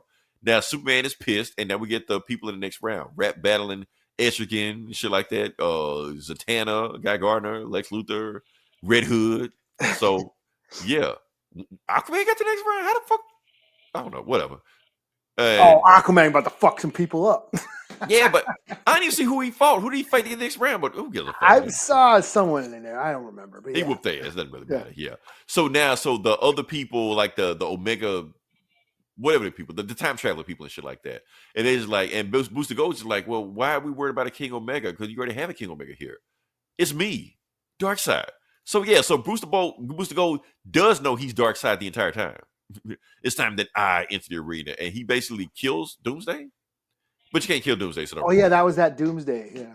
Yeah, but you can't kill him, so it doesn't matter. He'll just come back anyway. So yeah, maybe we're gone for a little while, so like that. So yeah, crazy ass story. It's like they're giving Superman an arc. Like, can Superman, like, is this battle going to make Superman lose himself as Superman? That's the thing. Yeah. Crazy one. Shouldn't have clicked that, but yeah. Spam. It's always a crazy shit, but yeah. So yeah, another banger. Scott Snyder killing it. Yeah, this is dumb, stupid fun. and that's all it needs to be. Yeah. Superheroes battling. Grant Morrison is right. That's all we give a shit about. Yeah. But at the same time, the Superman is the hardest story because, like, will Superman lose himself in this fight? Yeah. Like, what links will he go to win? And I think, okay, so there is a story in this story. Yeah, he's like, I got to be what I've never been before. To win this, I need to be what I've never been, and what I've been. The shit that Batman's been trying to tell him forever, you know. I got to literally use my dark side. And yeah. So yeah, basically Superman becoming Darkseid. That's what it is. Yeah, basically. Which is a cool twist. So yeah. So yeah. Evil Superman, that's what everyone likes. but he's battling himself. Will he be evil? Will he not be evil? Will he stop himself being evil? It's a thing, you know. I think that's where we're going. I think Superman's gonna go a full on dark side, and then they're gonna have to deal with evil Superman again. I don't think he will. I don't think they will. I think Superman is not going to go evil. Well, I think that in the end he's gonna like have the world right by the balls and like I can crush, and then wait, I'm Clark Kent. And remember, I don't think we're ever gonna get to the point where it's like Superman versus everybody. I don't think we're gonna get to that point. Like he's gonna basically make a choice and remember Ma and Pa Kent on the farm, and this is not who I am, and then not be a dick. You know, because it's Superman. And throw away the Omega Sanction and stop being Darkseid and shit. Yeah, some shit. You know, but it's all about the journey. Yeah, we'll see how it goes. So yeah, we'll slap a score. I'm gonna say 4.5 out of 5. Strong one. Yeah, But like I said, it's fun, stupid fun, but it's just a bunch of some of these fillers, some of these fights I don't give a shit about. But I know the closer we get to the end, like I don't even know who Aquaman fought. But Yeah, fuck, and that's the thing is like I wasn't into any of the tie-ins, but seeing some of the tie-ins, I'm like, I might check that out. Like the Wonder Woman versus Lobo, I might check that out. is that a fight in one of these tie-ins? Yeah, like you see in the back. Is it? Yeah, you see in the back. There's a bunch of tie-ins where you're gonna see the different battles, and like Wonder Woman versus Lobo is one of them. I'm like, oh shit, that looks fun. I might put this shit up there. Yeah, see how they go. Did he have Venom? Or I guess they didn't explain it. But I don't know. Well, he might. I mean, who knows? Was that one of the Yeah, he had Venom, right? Yeah, but I don't know if that shit carries over to the next round. Or they might like reset from scratch. I guess I don't know. Huh. I don't know if Red Hood is going to keep the Blue Beetle powers and shit like that. So. Oh, well, that would suck. Or like Kaiju Joker versus whoever the fuck he was going to fight. Right. That's a little OP, but we're going to see how that goes. So yeah. Yeah. All right. So so what you got next? I will do Daredevil and Punisher, number 1. Okay. So this is a new story with, or maybe is it a new? Well, we shall see. We shall explore this. This is new. Before we get started, is this in continuity? I believe so. Yes. Okay. So, the Devil's Trigger is what the story arc is called. Daredevil and Punisher. You know, the two rivals. You know. So this story takes place back in the 90s during one of the mob wars where Punisher was, you know, beefing with the Manucci crime family, you know. And in the story arc, Matt Murdock was representing Dino Nucci, one of the mobsters in the Nucci crew, you know, who was supposed to testify against the Punisher, you know, because at the time, you know, a lot of the mobsters were dying, and they're like, "Hey, it's not us. We're not killing each other. It's the Punisher." They were letting Punisher for us, so yeah. You know, so he's going to testify against the Punisher. So Matt Murdock was representing him, or like a client of his, you know.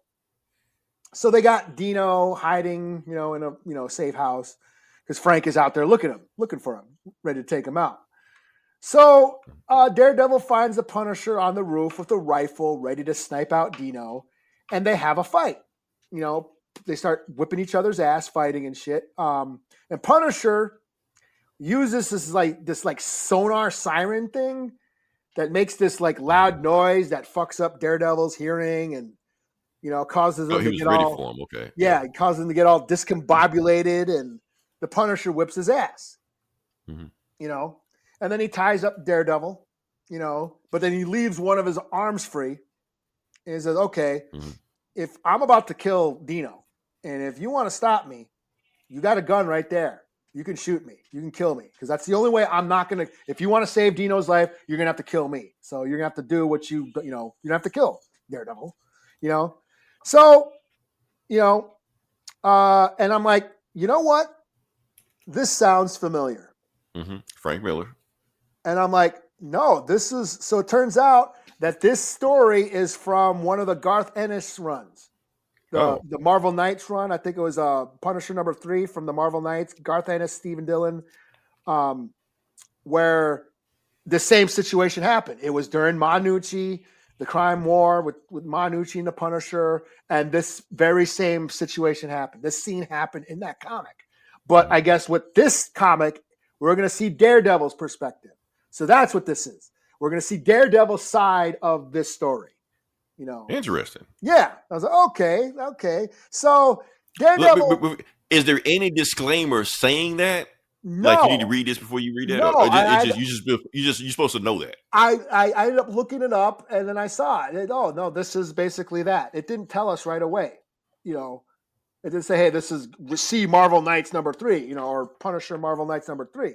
I decided to look it up, you know, because this sounds familiar, you know, where Daredevil was tied up and he had a gun, and Frank was like, you got to shoot me if you want to save this guy's life, you know. So I like it sounded familiar. But so, yeah, like I said, the other flip side, the Punisher point of view is in the Marvel Knights Punisher story, number 3, the Steve Dillon, Garth Ennis run. So check that out for the Punisher's side of things. So, but Daredevil, ends up pulling the trigger to shoot the Punisher to stop him from killing Dino, but Frank took the firing pin out, so it didn't go off. Okay. So Punisher shoots Dino, takes him out, and then he knocks out Daredevil, and then takes him and ties him up in like a warehouse, a secret location warehouse out of sight, and that's what we see right here in the beginning of the book. That's where he's at. He's in some warehouse hidden somewhere, and a bunch of gangsters show up to that warehouse, and they have a sit-down meeting. And they don't know Daredevil's there, but Daredevil can hear them talking. And it turns out that these mobsters, they're making a power grab. Since the Punisher is taking out all the gangsters, these new Drac crews, they're coming in, they're taking over their territory, making a power move, and so that's why Frank purposely left Daredevil there so he could hear these gangsters talk about their plans. And it turns out all the mobsters at the meeting were criminals that Matt Murdock put away. Oh, damn. So, but now they're out. They're not in jail anymore. They're out on the streets doing dirt, still doing crimes. So Punisher's trying to prove a point that the system is flawed and it fails. Mm-hmm. Which is always the debate with these two characters. Well, the fact that Daredevil is a vigilante or Matt Murdock is a vigilante proves that the system has failed. Yeah. Law and order. Yeah, Daredevil is all about law and order, and Punisher is all about anarchy and vigilante street justice. Right. And that's what makes the Punisher a fascinating character. That's what I've said before. I've been saying this for years. Punisher points out the hypocrisy of superheroes. Batman, Daredevil, they won't kill, yet, they catch criminals and leave their fates up to the justice system, yet they themselves are breaking the law, being vigilantes, right. And then taking these criminals and leaving their fate up to the very system that they themselves know doesn't work. Right. Which is why they're doing what they're doing. They are operating outside of the law to uphold the law. And that's what makes Punisher a great character. What why he exists. He's not just a crazy guy with a gun. Sure, that's all fun, but it's deeper. It goes deeper.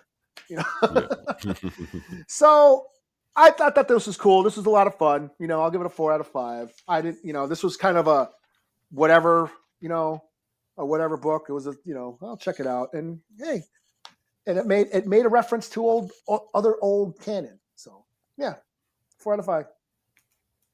Nice. Okay. Oh, I might have messed myself up. Oh, yes, I didn't. Okay, so the next book we're going to do is we're going to do the big one, Eli. We're going to do the big one. All right. If I get this thing set up. Let's see. Back it up. Okay, here we go. So we go. All right. Yeah, here we go. All right. So the next book we're going to do is Absolute Batman 14. This is my book of the week. This is my book of the week also. This is the big finale of the book with Scott Snyder's been cooking all week.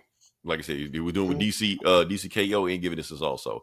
So this is the finale of the Abomination arc he's been doing with this was Batman versus Bane. Mm-hmm. We've been teasing it, then we go back and forth, but now this is where it actually finally happens. We get it. Batman versus Bane. And Kaiju Bane. Yeah. Kaiju Bane, literally. So let's get King Bane or Bane Kong or whatever. Bane, right? Oh, Killer Croc is on the page also. Yeah. So Batman gets a lot of everybody. Yeah. So basically, Batman is getting his team together. The Riddler is there. Alfred is there. Yeah, and basically what they're saying is he having flashbacks with his whole team because Bane fucked him up. Yeah, so he's kind of get revenge on them. Catwoman left. Yeah, and basically kind of going over the plan. Basically, what it is that Alfred's telling him, okay, I know you're gonna fight Bane. I know you're gonna use your Venom. I know you got 2 shots of Venom. So what we can do is that we can use 1 shot of Venom right now to test out, see if you live. If you live, then you're ready for the fight. If you die, well, you die. So at least Bane won't get to you first. So are you ready? He was like, yeah, let's do this shit. So yeah. So bam, he shoots him with the Venom, and the Venom works. this is Bat, Venom, Bane, whatever you want to call it. So yeah, so they got one shot of Venom left. He's gonna use that shot of Venom on Bane. So yeah. Oh, and then the mayor of Gotham is basically saying there is no fight in. I don't know what Batman's talking about. There's no fight. Everybody go home. This is not a big deal. And the reporters is like, see, there I told you. The mayor said there's no fight happening tonight. And then he turns to Bullock, and the mayor said the fight's happening tonight. He's like, what? Yeah, some people up the flagpole higher than me. They want to see this fight happen, and they want to see Bane make an example out of his ass to prove everybody. So yeah, but make sure nobody gets near that arena where they fight at. You're like, cool. So yeah, yeah. And then you got Bane. So Bane is even more Bane than he's ever been before. They pumped him up with even more venom than he had last time when he fought. He like, so whatever venom that Batman's got, Bane's got even more shit than that. They were like, fine, if he beats me, then he becomes a new me, you know. But if I beat him, then we'll just find another guy. Oh, and did they ever say Dr. Arkham? Is that a character? Yeah, Dr. Arkham. That's her. I know that's her, but they said her name before Dr. Arkham. Yeah. I must have missed that. Oh well. Oh, flashback between Killer Croc. I don't care. It's a dichotomy between Killer Croc and, of course, so what Scott Snyder is doing, he's kind of like framing a parallel story between how Bruce didn't believe in Killer Croc when he fought Bibbo versus Alfred not believing in Batman when he's fighting Bane, and it's like the same story. Like, you can't win. Yeah, it was like he was, and the mob was like, was it Falcone or one of them was like, yeah. So he just he was supposed like, to, he was supposed to throw the fight. Yeah, yeah. So he can but like. Whalen was like, no, fuck that, I can kick this guy's ass. So right, which is the same thing with Batman, because after you saying you can't win, he's like, no, I can beat this guy. Like don't bet against me. So yeah, so he like, you're up. So Alfred is in the Batmobile. Oh, and you got Harley, and she's sending drones. That's how everybody's seeing everything. Yeah, she's so she's sending televising. drones. They're live streaming the whole thing. Yeah. And he was like, and basically like, okay, I don't give a fuck. They can watch the whole thing. They can watch when I whoop your ass. So like, go ahead and use your shit right now. I know you got it. Let's use it. He like, and you know, so you got Croc versus Bibbo. So yeah, he like, you make the first move, and what he do? He drops a building on him. Yeah. Explodes the building. His first punch. His first punch. I'm gonna drop a building on you. Yeah. And Batman's like, what the fuck? Like, I thought you go fight fair. Like, I ain't fighting fair. Like, let's welcome to Gotham, bitch. You know, bam, drops a building on him. He's like, you know, and then Croc gets some shit on Bibbo, and you got the Batmobile. Bane don't give a shit. He was like, that's your first move? That what you gonna do? You gonna drop a building on me? And he's already kaiju mode right now. You know? Yeah. So he like fires, so then he shoots the Batmobile at it. Alfred's dropping the Batmobile, shoots some stuff in it. Don't even fucking matter. Bane, he stabs him with the Batmobile. Yeah. So like Alfred's controlling, like on a remote control Batmobile or whatever. Oh, I thought he was in it. Oh, is he in it? I think he's in it. Yeah. Okay. Yeah, that's yeah, he's driving it. Yeah. All right. So, yeah. Yeah. So it don't even fucking matter. He healed up from getting stabbed from the Batmobile, like already. So he has a healing factor on top of all the bullshit he's doing. Yeah. And he punches the Batmobile. That's how I know Alfred, because Alfred said he felt the punch. Yeah. So he throws some stabs him in the eye. His cape. That's his cape. He's got he threw the cape at him? Is that what he did? Yeah, remember he did throw the cape at him. Yeah. He's got like that Spawn electric cape. That's right. So he don't have batarangs in this universe. Yeah, well, he does. He just uses his cape. He does, but his cape can take on forms and stab shit. Like yeah. So he stabs Bane in the eye. Yeah, and like Spider-Man's towards him. Yeah, and then rips out his eye to get his cape back. So yeah. This dude is brutal. And then he is riding Bane and keeps stabbing the shit out of him again. Bam, and then like slices him while he's running uphill. Like some Age of Colossus. What's that game? Shadow of the Colossus. Shadow of the Colossus. He's running up the back, yeah. running up Bane's back, right? Like slicing up his spine as he's running up his back. Yeah. And then, but while he's doing all this shit, that's and Bane eye grows back because of healing factor. Yeah. Yeah. But it doesn't matter. Bane got him. Like all this shit is cool, and he's like, "No, kid." Like, and then bam, slams down to the ground. And then bam, slams down to the ground again. He was like, go ahead, use it. I know you got it. Use the venom. Go ahead and run the shit right now. He like, I'm not gonna use it. No, I'm not gonna use it yet. And they're like, release the green machine. And who they got next? Killer Croc. who's huge too. Yeah, He's who's fucking- also huge. Yeah. That's right, because he gave some venom. Didn't he give some venom to him too? No, he's just always been like that. Okay. Yeah, But no, like he that. was in Arkham. That's why he's like Yeah, that. he was in Arkham Horror, but they just Yeah. mutated him and shit like that. So yeah. Yeah. So he's biting the shit out of Bane and shit, wrapping him up and shit like that. Yeah. Well, Batman, I think, chops off his leg Arm. or some shit. Or what is that? A Chops off his arm. finger? I don't know. He's so big. I don't know what the fuck he chopped off. Yeah, he's like Bane is huge, and he's like chopping. Yeah. Yeah. So what? No fancy quote because he always like quoting Shakespeare shit like that. He just throws Batman away where he like taking him out. Oh, what? Well, he does give him fancy quote.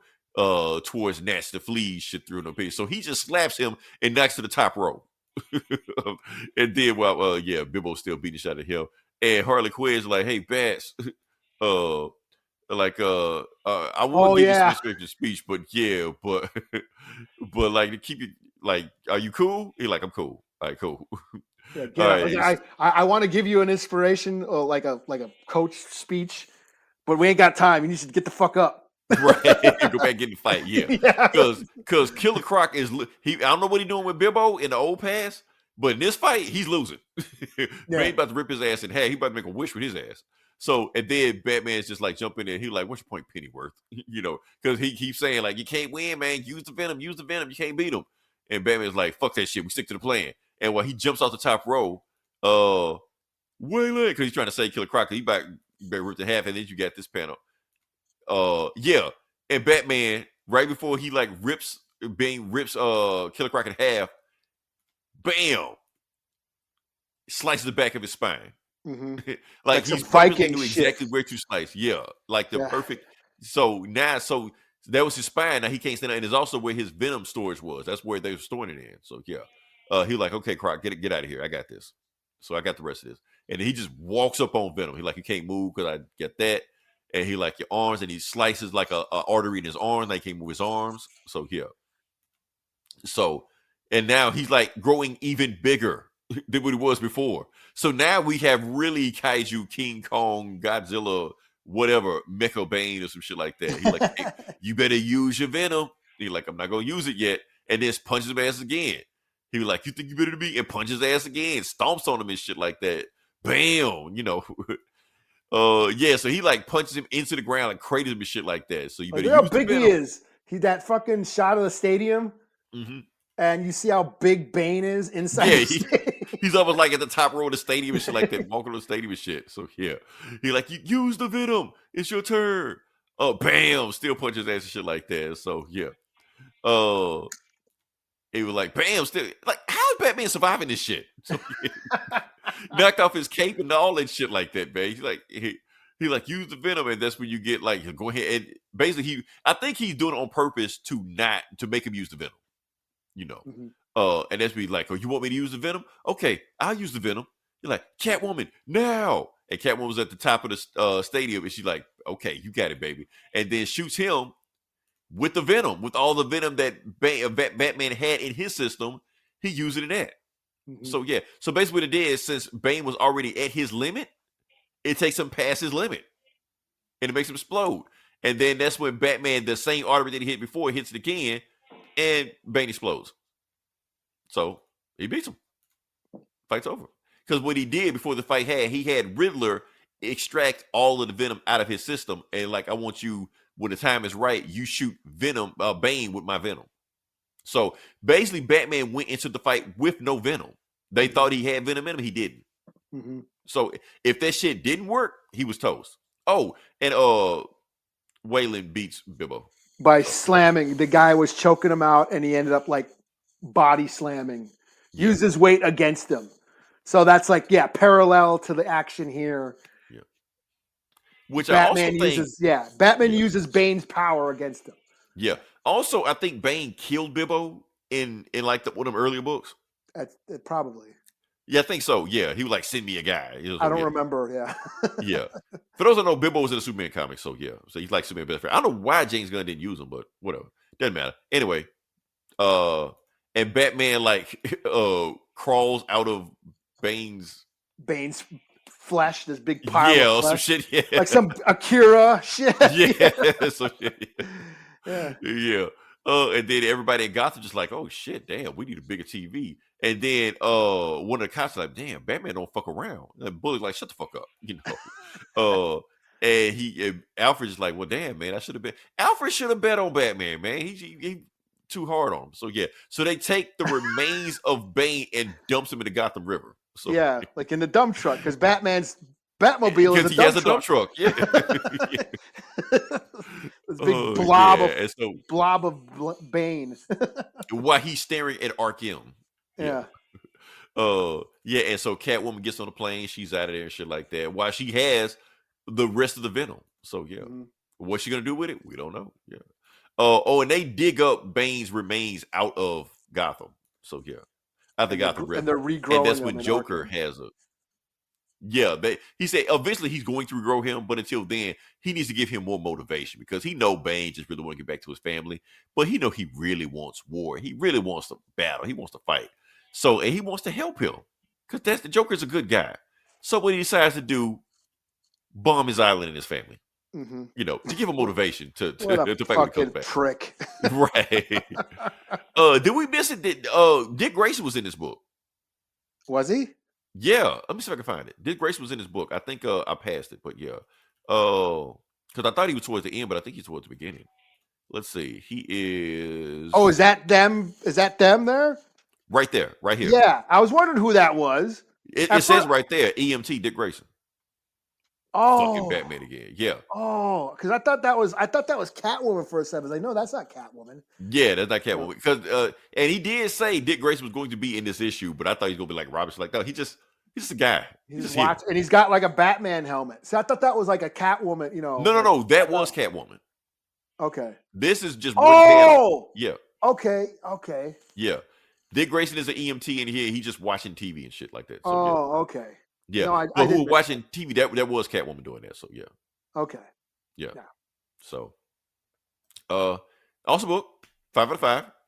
Yeah, this was great. I'll give it a 5 out of 5. Yeah. So far, best issue of this issue, and there's been some great issues. This is my favorite issue so far. Yeah. And the way he built, because here's my thing with Scott Snyder, which I think he does a lot. I feel like he always comes out of the gate just all this cool setup, gets you all intrigued, but then he rushes things at the end and kind of like half-asses the ending. Mm-hmm. Like there's all this build up, and then in the end, like he did that with Dark Knight's Metal on a lot of his story arcs. He tends to finish the ending really quick. He builds up all this tense, story, and then just sort of rushes the ending. The ending always feels rushed. I feel like that he didn't do that. He left a whole issue for the fight. Like we've been waiting for this for like a year. Yeah, you got to build this up. Yeah, because like this unbeatable dude that built Bane up to be this guy. Yeah, so, and we thought it was going to happen when Batman was in Arkham when they caught him. We thought it was going to happen then, but he escaped, and we had another 6 months of building, and this is one whole issue dedicated to just the fight. I was like, hell yeah, and it was dope. It was crazy. Gave you everything you wanted. Every character that Batman has met, they teamed up with him and helped him out with this stuff like that. Because honestly, that party animals, I was like, there's no way Scott Snyder could beat that party animal when he like beat the shit out of Black Mask and also burnt up the $200 million like that. Like that was a great ending for me. Mm-hmm. Like if they would have ended that story right there, like Scott Snyder's genius. I think he topped it with this. I don't know how he's going to top it going forward with this. I don't know what he got the Joker. The Joker coming. Oh shit! Yeah, what the fuck, man? Yeah, have you seen the previews of what the Joker looks like? Yeah, like some kind of demon or some shit like that. So yeah, I'm like, holy shit. So he's gonna make Bane look like shit. That's just like, yeah. So like, yeah, I thought this was cool. Yeah, and So yeah, dope. 5 out of 5. That's the only problem. I ain't gonna say problem. Only issue I had with this book. I don't know how Scott Snyder can top himself with this. But you said Joker is coming, so obviously he got some shit planned. So we're gonna see. Yeah. Dope shit. Yeah. So if y'all ain't reading this, y'all need to be reading this shit, man. Don't wait for a fucking movie or cartoon shit like that. Pick the fucking book up. Yeah, shit. This is like giving me like New 52 Batman, like him and Capullo shit. Yeah, but I honestly think this is better. Yeah, like that. That's what I'm saying. Like that was dope, and then this has been dope too. Like, Eli, I I'll think- be honest with you. This might be one of my top 5 Batman runs already. yeah. Like in history already. This shit is crazy. It is Batman. Because you remember the first few issues of, okay, this is Batman in another universe, another version of Batman. We've seen these before. Mhm. But as it went on, you see like the differences, become more strong, Mhm. the fact that, Batman not being rich and, just being this, brutal, he's like a barbarian. This was basically Conan. He's basically Right. Conan, Bad and he was Conan. fighting a dragon in this. Right. So yeah, this was really cool. I'm glad he didn't half-ass the ending. Yeah, he let the ending breathe, gave him time to it. And he's setting up and he other had 2 shit. stories going on also. This past story with Waylon Killer Croc versus Bibbo versus this, and it was he was telling that story all through this whole arc. Yeah. Because I didn't know what was gonna happen with Killer Croc and Bibbo. Like, were they gonna fall out like that? And then we didn't talk about them. Kind of breezed past that, where Bruce, came down to the ring and actually helped Waylon beat Bibbo. Yeah. So Yeah, and the setting up of other stuff. You see like the Penguin on the table all fucked up, and Yep. all this Two-Face villain. Two-Face and and yeah. Riddler with half a brain with a question mark brain and shit like that. Yeah, so he's setting up other stuff. So like this is I'm glad. I hope this goes on for longer. Right. Because in KO, isn't it like the Absolute folks show up in that? So I'm wondering how. Yeah. I hope that I hope this doesn't fuck it all up, because I want to see where this goes. Like I said, my favorite Batman stories are just Gotham stories, like Right. So Not when he's in space and time traveling, and and this has been cool. Like but even I read Absolute Wonder Woman this week, and it was cool, but it's like the starting of another arc. It's more setup, but that has been my favorite of the Absolute books that I've read. But this, I think, has elevated Batman, has made the Absolute Batman book has just jumped up in my, my rankings. Still love Absolute Hell, Woman. my favorite comic. Yeah. Yeah. My favorite comic out of any of these superhero shit right now. So yeah, I wait for it to come out. So yeah. Yeah, and I was waiting. And this was the big event I was been waiting for all year. Like, oh shit, the fight with Batman and Bane finally. Yeah, let's see how it goes. Kaiju Bane. he delivered. I can't complain. He delivered. Yeah. So, all right. So what you got next? I got Skinbreaker number 3. Okay. So this is Robert Kirkman's new series with David Finch, and the art is awesome. Love this book. This is another great book. It's basically a fantasy tale. There's a tribe of orcs who are sort of at odds with their culture, like sort of the old guard versus the new.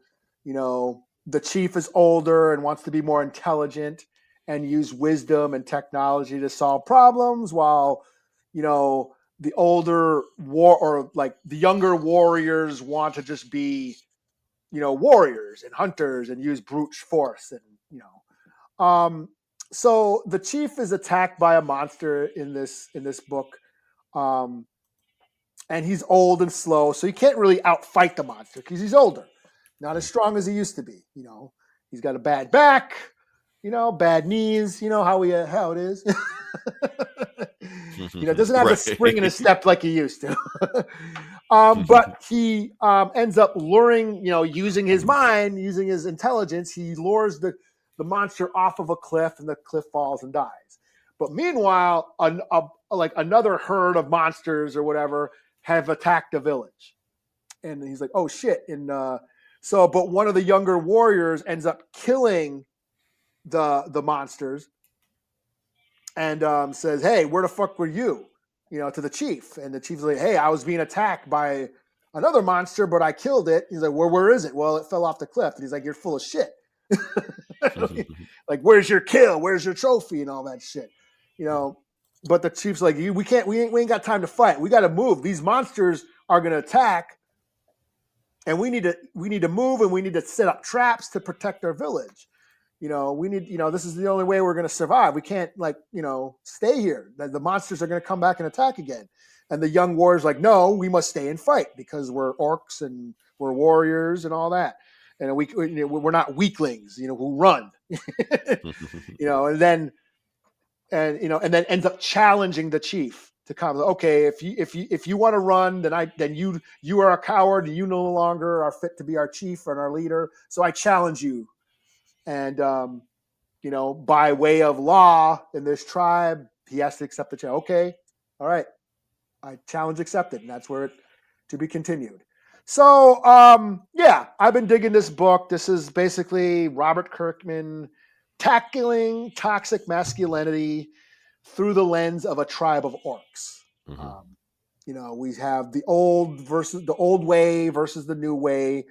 The chief wants to use intelligence and technology, use water irrigation for water and trap the animals, versus trying to just go out and hunt, use intelligence to solve problems. Whereas the olden way of the tribe was, no, we're warriors. We got to use brute force and violence to solve everything. So that's what this story is sort of tackling. And it's like sort of old wisdom versus young, sort of ambition, and trying to strike that balance, which is a nice conversation I think we should have.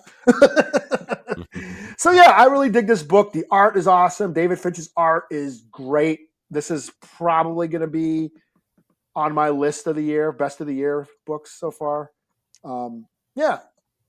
Just a really cool story, really cool comics. And been looking forward. This is another book that I've been looking forward to every month.